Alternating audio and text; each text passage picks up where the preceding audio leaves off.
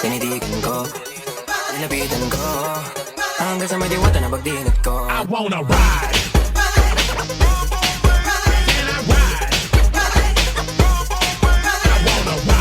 Yon mga boss, ngayong araw ay pupunta kami sa aming bibilhing motor.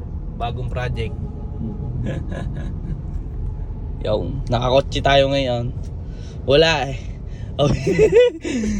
Yon mga boss, may bago nga pala akong ibibuild na project bike. Samahan nyo ulit kami sa part 1 hanggang walang katapusang part. De, joke lang. Eto nga palang nabili natin na X4. Mura ko lang siya nabili kaya pwede na. Ano kaya magandang build dito mga bossing? Suggest na lang kayo dyan sa baba para masimulan na natin. At syempre, tinry muna namin paanda rin para soya. May nihila yan. Okay. Yo! Naandar pa. Nakaw.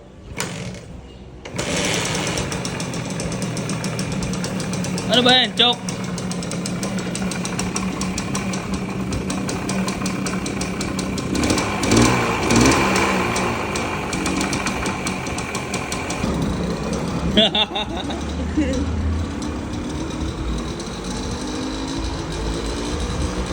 Putol ang kahoy.